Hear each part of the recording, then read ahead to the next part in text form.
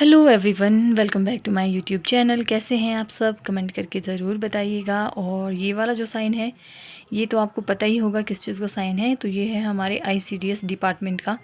तो आंगनवाड़ी की क्या क्या सेवाएं रहती है, ये आज हम जानेंगे। तो चलिए शुरुआत करते हैं। सबसे पहले हम जानते हैं कि आईसीडीएस का मतलब क्या होता है। तो इसका मतलब हिंदी में अगर मैं कहूँ तो ये है समकेतिक बाल विकास सेवा स्कीम, सेवाएं या स्कीम्स, कुछ भी आप बोल सकते हो। तो इंग्लिश में बोलेंगे हम इंटीग्रेटेड चाइल्ड डेवलपमेंट सर्विसेज। सो हमारी जो आंगनवाड़ियों की जो सेवाएं हैं, उद्देश्य हैं, वो जानने की कोशिश करेंगे। तो आंगनवाड़ी सेवाएं प्रदेश के बच्चों के लिए शाला पूर्व शिक्षा प्रदान करने तथा गर्भवती एवं स्तनपान करवाने वाली महिलाओं के लिए कुपोषण, कम अधिगम क्षमता व मृत्यु दर के दुष्चक्र को तोड़ने के लिए प्रदेश की प्रतिबद्धता का प्रमुख प्रतीक है। और जानते हैं इसके उद्देश्यों के बारे में। तो उद्देश्यों की बात करें हम लोग तो 0 से 6 वर्ष तक के आयु वर्ग के बच्चों के पोषण और स्वास्थ्य की स्थिति में सुधार लाना है। और दूसरे उद्देश्यों की बात करें तो बच्चों के उचित मनोवैज्ञानिक, शारीरिक और सामाजिक विकास की नींव रखना। तीसरा है मृत्यु दर, रुग्णता, कुपोषण और स्कूल छोड़ने वाले बच्चों की जो दर है उसमें कमी लाना है। और चौथा उद्देश्य जो है वो है हमारे पास बाल विकास को बढ़ावा देने के लिए विभिन्न विभागों के बीच प्रभावी समन्वय स्थापित करना। और जो पांचवा उद्देश्य है वो है उचित पोषण और शिक्षा के माध्यम से बच्चों के सामान्य स्वास्थ्य एवं पोषण संबंधी ज़रूरतों की देखभाल करने के लिए माताओं की क्षमता को बढ़ाना। तो ये जो 5 उद्देश्य है, ये है आईसीडीएस के प्रमुख उद्देश्य। और आंगनवाड़ी खोलने का भी मेन रीज़न यही है। तो और आंगनवाड़ी की जो सेवाएं रहती है उसके बारे में हम जानेंगे। तो चलिए करते हैं शुरुआत। तो सेवाएं जो हमारी रहती है वो रहती है अनौपचारिक शारीरिक स्कूल शिक्षा, अनुपूरक पोषण और स्वास्थ्य शिक्षा, प्रतिरक्षण, स्वास्थ्य जांच, रेफरल सेवाएं।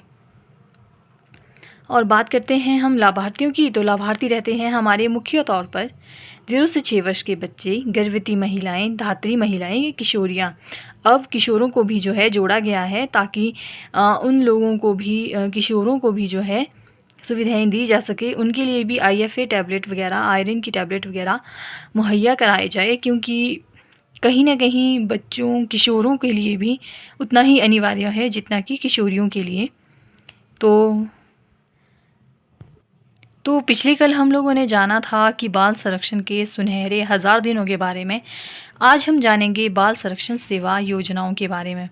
तो इन बाल संरक्षण सेवाएं और योजनाएं जो भी हैं, तो इनका मुख्य उद्देश्य है देखरेख और संरक्षण के ज़रूरतमंद बच्चों और विधि का उल्लंघन करने वाले किशोरों का समग्रतापूर्ण विकास, देखरेख, संरक्षण और पुनर्वास करना।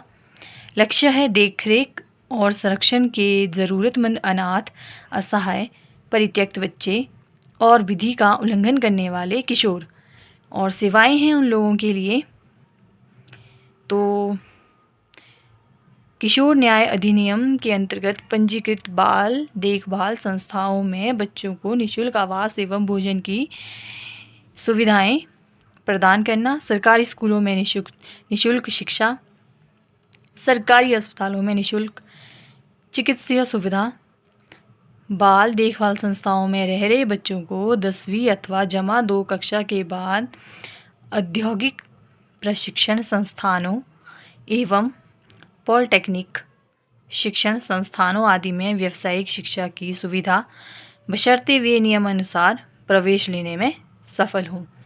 तो ये हमारी बाल संरक्षण जो योजनाएं हैं उन बच्चों के लिए है, मतलब अनाथ है, ज़रूरतमंद है, असहाय है, परित्यक्त है, तो या विधि का उल्लंघन करने, कानून का उल्लंघन करने वाले जो किशोर हैं वो बच्चे जो है इसमें आते हैं। तो और बाजिब किशोर एवं किशोरियों की हो ही रही है, तो हम बात करेंगे मासिक धर्म के बारे में। यानी कि जो मेंस्ट्रुअल साइकिल है, पीरियड्स, तो उसके बारे में बात करेंगे। यह महिलाओं में होने वाली सामान्य शारीरिक प्रक्रिया है।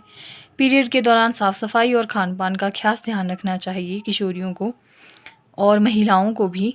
अगर उचित साफ़ सफाई का ध्यान ना रखा जाए तो इन्फेक्शन का खतरा यानी कि बुखार, अनियमित पीरियड्स यानी कि समय से पहले आना, खून ज़्यादा आने के साथ ही गर्भधारण में भी दिक्कतें हो सकती है। तो मासिक धर्म के समय हमें किन किन बातों का ध्यान रखना है वो जानते हैं। तो इस दौरान व्यक्तिगत साफ़ सफाई का खास ख्याल रखें, पैड का इस्तेमाल करें और हर 6 से 8 घंटे में अपना पैड बदल दें, वरना इससे इन्फेक्शन हो सकता है। अगर आपके पैड कंप्लीट होने में टाइम है या ब्लीडिंग आपको कम आती है, तब भी जो है आप पैड कंप्लीट होने का वेट ना करें। 6 से 8 घंटे के बीच में आप अपना पैड ज़रूर बदलिएगा, वरना इससे इन्फेक्शन हो सकता है। कपड़े का इस्तेमाल तभी करें यदि पैड उपलब्ध ना हो। कपड़ा साफ़ सुथरा होना चाहिए और जब आप उस कपड़े को वॉश करते हो तो उसे अच्छी धूप में सुखाना अनिवार्य है, ताकि उसके जो बैक्टीरिया है वो मर सके। इस्तेमाल किए गए पैड को पेपर या नैपकिन में लपेटकर सही स्थान पर निपटारा करें और ऐसे में जन अंगों को साफ़ पानी की मदद से नियमित रूप से समय समय पर साफ़ करते रहें। और मासिक धर्म के दौरान पौष्टिक आहार का सेवन करें व गर्म पेय पदार्थों को तरजीह दें। पानी पर्याप्त मात्रा में पिए। अगर आपको पीरियड होने के 5 दिन के पहले या बाद में भी दर्द हो रहा है तो डॉक्टर की सलाह आपको ज़रूर लेनी है। और इसके साथ ही आपको अपने खाने पीने का ख़ास ख्याल रखना है। और इसी जानकारी के साथ करते हैं आज की वीडियो का एंड। अगर और जानकारी चाहिए होगी तो चैनल पे बने रहिएगा। आज की वीडियो में इतना ही, मिलते हैं नेक्स्ट वीडियो में। Thank you so much for watching. Like, share and subscribe.